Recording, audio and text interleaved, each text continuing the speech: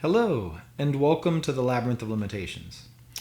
For this episode, I thought I would talk to you about how I've been practicing getting in and out of the tritone when doing tritone substitution. I'm looking at 2-5-1s. I'm going to look at the bridge of Cherokee, which coincidentally, Chris Parks just did a wonderful episode about looking at Barry's chromatic concept. And he wasn't really doing tritone stuff on this occasion, though he does often talk about that. He's talked about that plenty. In wonderful ways. So I'm going to link to that video in the description because I was already planning on doing this, and then I saw that and I thought, oh, how neat, because now if I go too fast or if you want an overview of the scale outline, that's in Chris's video, really nice and clear. So what we're looking is things like this. So it's like, I'll get it into.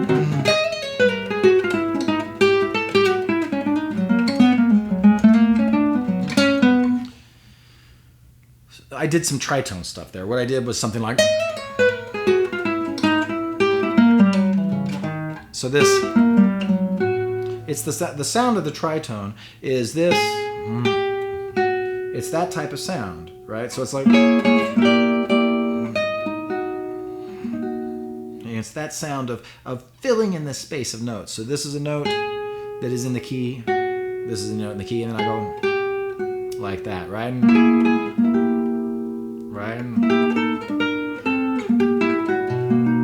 That's the sound we're going for. And I'm looking at single note lines. I've talked about how that connects to the scale of chords. Every dominant scale connects to a 6 on the 5, for example. But I want to see how they interlace. So how the normal dominant 7th and the tritone. And I'm going to share with you how I've found it to be really productive. And it is to see, just like with everything I do, more patterns in the neck and not thinking about F sharp 7 playing into C7 into B, which is what I was doing there. But instead thinking, if you were thinking of caged, the A pattern into the E pattern and how those intermingle. And then I could do that anytime I'm on the A pattern. I could do that in the E pattern. Anytime on the E pattern, I could do something just reverse engineering to get to the A pattern, to get to tritone. So let me show you. So first off, the scale outline of this little part is F sharp 7 up to C7 to B major.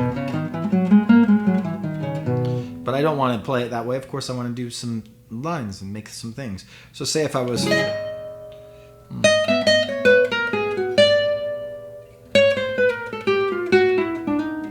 was out of time there, but just kind of showing what I did there was I was thinking that this is the scale degree 6 of this pattern. And I think of it like a little drum set, kind of. Like the pattern is a set of drums, and this is scale degree 1, 2, 3, 4, 5, 6, 7, and right. And I do all my ABCs. And I see all the things I can do moving around on those drums. And then to do the tritone, I have to see like a different drum set interlacing. So I see scale degree 6 is a drum with a particular quality, scale degree 5, and they are sandwiched around, they are like the bread of the sandwich around scale degree 2 in the tritone. And that's always how the A pattern will interlace into the E pattern. Every time I play the A pattern and I'm on scale degree 6 and 5, they are right around scale degree 2. So that generalizes it out away from just thinking of F sharp 7 and a C. And I'm going to go even further into this. But let's look at others. So, that's not the best one. There we go. So this is scale degree 5 into 4. And that goes into 1. What about, that's 4, 3 in the F sharp 7 pattern. And then this is 6. Or 3, 2, 6. Or 2, so that's 3, 2 of the original scale in the A pattern, and then 6. Or 2, 1, 5. And that is, I'm practicing seeing that stuff. So there are 5 patterns in this whole caged thing. So F sharp 7, it would be the E pattern here.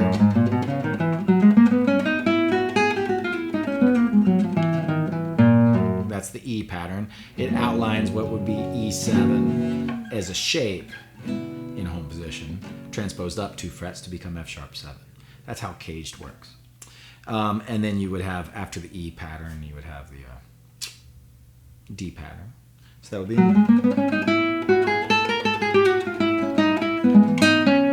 So that is that pattern. I have to know it all the way down.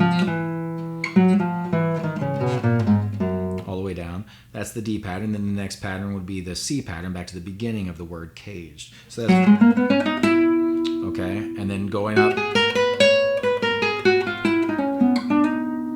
So that's going up, and you got to go all the way up and down the strings in that position. And then the A pattern, you know, and down.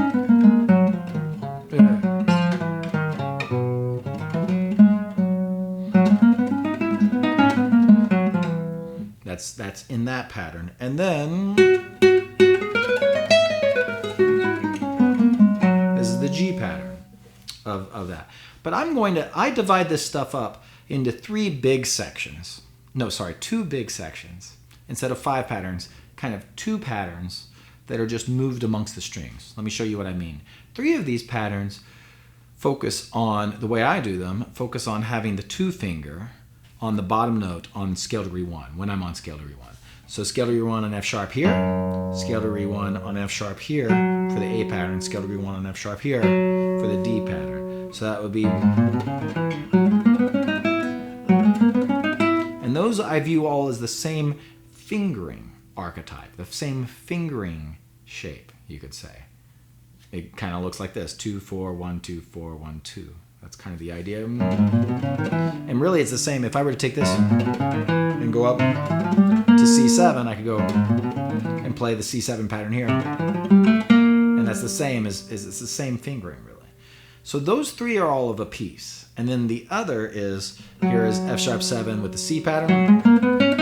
That has my pinky on that root note at the bottom of the scale. I can go, of course, down, down, but that's kind of the home note. That's the bottom scale degree 1.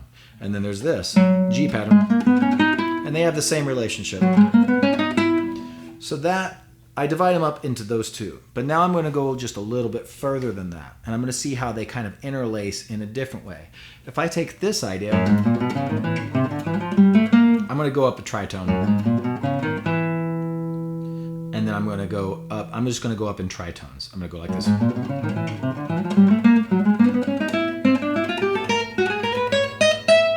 Okay, so I'm just going up from F sharp 7 to C to F sharp 7 to C, and I can see some really similarities.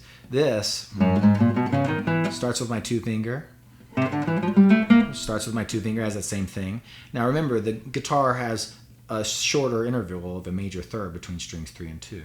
So shapes change. Just like, this is a major chord, but this is a major chord, because of that, shape has to change because of string 3 and 2. So here I go. I'm gonna accommodate that, the string 3 and 2 thing. I'm gonna go. Now here's, everything moves up on string 3 and 2. So instead of being this, it's, and then I'm gonna go up to F sharp. Whoops, sorry. Now I'm gonna be on C. And this, I'm again accommodating things moving up when they cross from string 3 to string 2. Okay, and then, okay, so all of those are kind of the same fingering idea. And this is going to help me to move between patterns when I start to see this. Now I need to see where they live. So this one lives in the E pattern, it's the bottom of the E pattern. That's the bottom of the A pattern. Bottom of the D pattern. This is the 2nd octave of the G pattern. And then this is the 2nd octave of the C pattern. Oops. See, that's what that is. Okay, so they're kind of overlapping. And then I need to do the same thing with this business. So what about if I go, I'll do this. Now I'll do C here with the G pattern. And I'm going to move that up by tritones. Okay, so that's the G pattern, the C pattern, and now I'm to the E pattern, the 2nd octave of the E pattern. and now I'm to the second octave of the A pattern. And those have the same relationship of a shape, of a fingering shape archetype, just accommodating for the space between strings 3 and 2. Okay, so why do I do this stuff? Because what I want to be able to do is, like, say, stay in one place.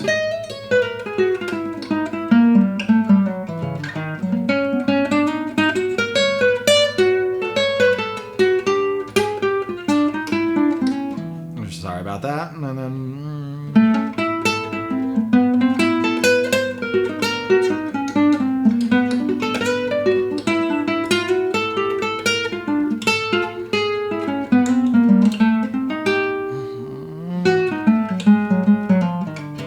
okay, so I basically stayed in the same place. The way I'm doing that is seeing how these patterns intermingle. I didn't think, while doing that at all, I didn't think at all about what key or chord is happening. All I thought was, I guess maybe I thought about it whenever I go to the next dominant 7th scale, after I get out of the 1 chord. I think about it a little bit there, but otherwise I'm just thinking about patterns. So what I'm doing is I'm going, so I start out, okay, so now I'm on this note and I want to start moving into the tritone. Well, I'm going to see that this note is posited as the 7th, and it's the 3rd in this E pattern, and I practiced seeing how this, that's with 3 half steps, I'm seeing how this scale degree 7 in F sharp is the 3rd in the 7th scale degree in the A pattern is the 3rd in the E pattern. That's what I'm doing. I'm not thinking of F sharp and C7. It was making my brain hurt thinking about it. So I go,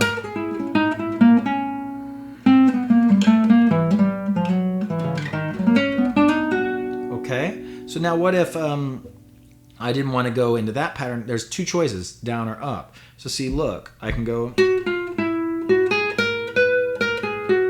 okay, so now, remember, there's the D pattern here. So I could go like, whoops.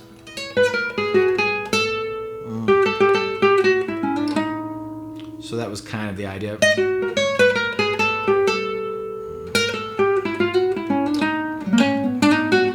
So that was moving. I practiced also going from the A pattern into the D pattern for the other option. Now I'm going to stay in this area, and now I'm going to be on the next chord, which is, now it's the dominant 7th scale I'm playing is E7. That's all I'm thinking about. I'm not even worrying about B minor. Because, of course, Barry teaches us we can think things like, so now I'm on E7, so I could go down those scale degrees. I practice, whoops. I practice doing those pretty chords, those important arpeggios, so I can express the 2 chord if I want through that. But so then that would be, now I'm in the G pattern. And I moved from the G pattern into the C pattern. And I practiced that. So I practice, but I've also practiced, this is scale degree 2, this is 6, 7, so 2 is next to 6 and 7. You see, so I'm practicing in that way, and I do this, I'll practice doing the Cherokee bridge at each area of the neck, okay? And I'll do the whole thing. So I'll try it out just to show you. So I'm not showing ABCs and things. These things are thoroughly cataloged on Chris's wonderful channel. But I'm practicing, I am seeing the big, full, all the strings pattern of caged. But then I've kind of divided up in my mind into the 3 that start with the 2 finger, because then that lets me know their relationship tritone-wise. You see, because always, if I'm one of the 2 finger ones, I can go down a string and down a fret for a tritone, or up a string and up a fret for a tritone. So that helps me to find my area a bit. And if I'm on a pinky one, same thing. Okay, and then I see how they interlace in those little bits I showed you. So then I'll try it out. Okay, so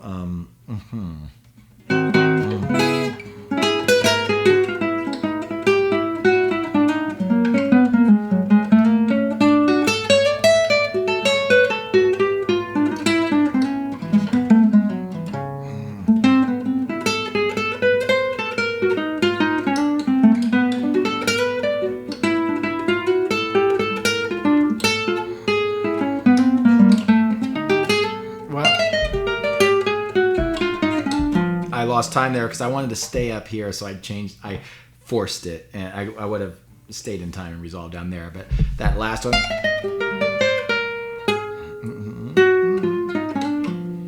that would be, and all I'm doing is I'm just thinking pattern into pattern. That's all I'm doing. I find the pattern in this area for the dominant seventh that I want to start with, and I think pattern into pattern. And so I hope I'm clear on that method. This is something we can all practice, and I'm going to make a PDF. I'm almost done with it, actually, that I'm going to put on my Patreon. And you can check that out if you want to, because I don't want this video to go any longer. But I'll do each area of the neck, and then I'll start low and work my way up, to kind of force moving forward in the patterns. I do all kinds of stuff with it, and it's a lot of fun. But the idea is to, see patterns and use the guitar as an algorithmic thing, just like we can go like,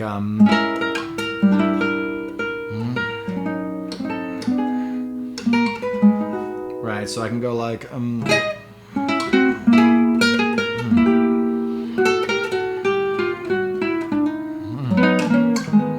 then we go,